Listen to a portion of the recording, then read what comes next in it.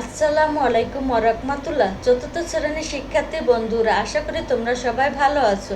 আজকে আমি আলোচনা করব তোমাদের প্রাথমিক বিজ্ঞানের একটি নমুনা প্রশ্ন প্রথম সামরিক পরীক্ষার জন্য 2026 সালের জন্য। তোমাদের এই প্রশ্ন খুবই তোমাদের উপকারে আসবে।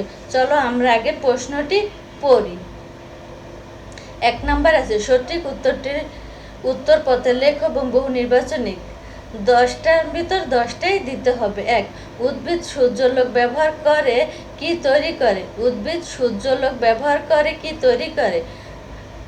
ফুল, ফল, খাদ্য, অক্সিজেন। 2, আমাদের বেঁচে থাকার জন্য নিচের কোনটি সবচেয়ে বেশি প্রয়োজন? আমাদের বেঁচে থাকার জন্য নিচের কোনটি সবচেয়ে বেশি প্রয়োজন? টেলিভিশন, পানীয় বায়ু, গাড়ি ও খেলনা। 3, কোনটি পানিবাহিত রোগ? কোনটি পানিবাহিত রোগ? টাইফয়েড, হাম, চুলকানি, যক্ষ্মা। 4, নিরাপদ পানির উৎস কোনটি? নিরাপদ পানির উৎস কোনটি? পুকুর, খোলা কুয়া, নলকূপ, নদী। পুকুর, খোলা কুয়া, নলকূপ, নদী। 5, রাস্তা চলার সময় কোনটি মেনে চলা উচিত? রাস্তা চলার সময় কোনটি মেনে চলা উচিত? ট্রাফিক নিয়ম, দৌড়ানো, খেলা করা, গান শোনা। 6, আগুনে পুড়ে গেলে ক্ষতস্থানে অন্তত কতক্ষণ পানি ঢালতে হয়? 2 মিনিট, 5 মিনিট, 10 মিনিট, 20 মিনিট। 7, নিচের কোনটি কঠিন পদার্থের বৈশিষ্ট্য? নিচের কোনটি কঠিন পদার্থের বৈশিষ্ট্য? নির্দিষ্ট আকার আছে, আকার নেই, ওরে বেড়ায়, অদৃশ্য। 8, কোনটি বায়ুবাহী পদার্থ? কোনটি বায়ুবাহী পদার্থ? পাথর, শরবত, জলীয় বাষ্প, বরফ। 9, শক্তির প্রধান উৎস কোনটি? শক্তির প্রধান উৎস কোনটি? চাঁদ, সূর্য, বিদ্যুৎ ও কয়লা। 10, বৈদ্যুতিক পাখা চললে শক্তির কোন রূপান্তর ঘটে? বৈদ্যুতিক পাখা চললে শক্তির কোন রূপান্তর ঘটে? বিদ্যুৎ থেকে তাপ ও বিদ্যুৎ থেকে যান্ত্রিক, বিদ্যুৎ থেকে আলো এবং তাপ থেকে শব্দ। 2 নম্বরে আমাদের আছে, সঠিক শব্দ বসিয়ে শূন্যস্থান পূরণ করে উত্তরপত্রে লেখো। সঠিক শব্দ বসিয়ে শূন্যস্থান পূরণ করে উত্তরপত্রে লিখতে হবে। ক, ব্যাঙ একটি ড্যাশ প্রাণী। ব্যাঙ একটি ড্যাশ প্রাণী। খ, হাত ধোয়ার অভ্যাস আমাদের ড্যাশ থেকে রক্ষা করে। হাত ধোয়ার অভ্যাস আমাদের ড্যাশ থেকে রক্ষা করে। গ, পানিতে ডুবে যাওয়া ব্যক্তিকে উদ্ধার করতে ড্যাশ বা লাঠি ব্যবহার করা উচিত। পানিতে ডুবে যাওয়া ব্যক্তিকে উদ্ধার করতে ড্যাশ বা লাঠি ব্যবহার করা উচিত। ঘ, পদার্থের ওজনের পরিমাপের একক হলো, পদার্থের ওজনের পরিমাপের একক হলো ড্যাশ। কাজ করার সামর্থ্য হলো ড্যাশ, কাজ করার সামর্থ্য হলো ড্যাশ। 3 নাম্বার আছে, সত্য মিথ্যা নির্ণয় করে উত্তরপত্রে লেখো। ক, সব উদ্ভিদে ফুল ও ফল দেয়। সব উদ্ভিদ ফুল ও ফল দেয়। খ, সুষম খাদ্য শরীরকে সুস্থ রাখে। সুষম খাদ্য শরীরকে সুস্থ রাখে। গ, প্রাথমিক চিকিৎসার সময় আতঙ্কিত হওয়া ভালো।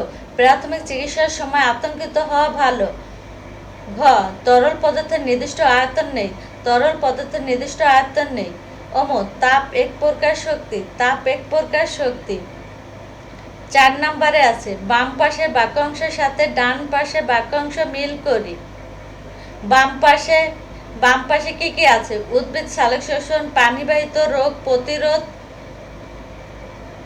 গলগণ্ড রোগ, বরফ গলনা হয়, উচ্চ স্বরে গান বাজানো হয়।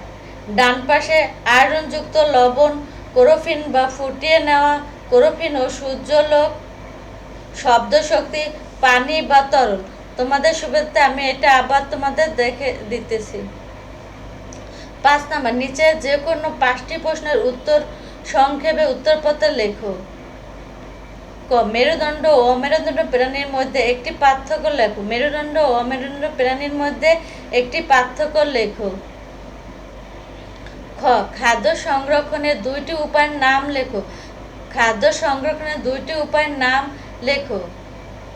গ, প্রাথমিক চিকিৎসা বক্সে এ থাকে এমন তিনটি জিনিসের নাম লেখো। প্রাথমিক চিকিৎসা বক্সে এ থাকে এমন তিনটি জিনিসের নাম লেখো।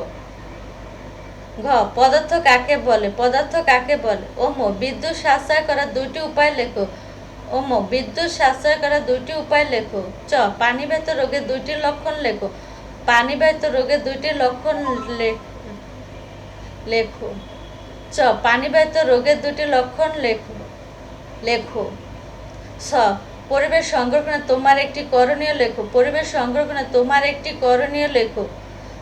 6 নম্বর, নিচে যে কোনো 5টি প্রশ্নের উত্তর বিস্তারিত উত্তরপত্রে লেখো।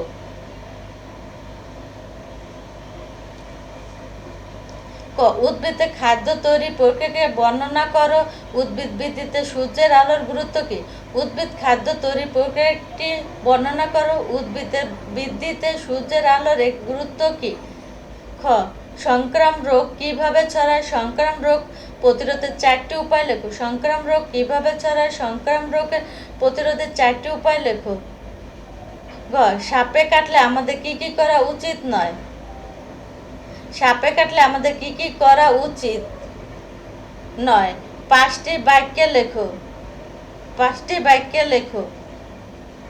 ঘ কঠিন তরল ও বায়ু পদার্থের মধ্যে দুইটি উদাহরণ সহ তুলনা করো। কঠিন তরল বায়ু পদার্থের মধ্যে দুইটি করে উদাহরণ সহ তুলনা করো।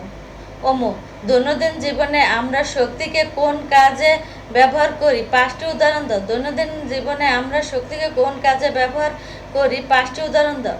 চ দূষিত পানি পান করলে কি কি সমস্যা হতে পারে?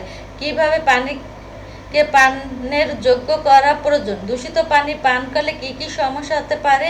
কিভাবে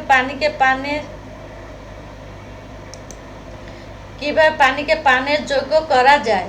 ছ প্রাথমিক চিকিৎসার সাধারণ নিয়মগুলো আলোচনা করো। প্রাথমিক চিকিৎসার সাধারণ নিয়মগুলো আলোচনা করো।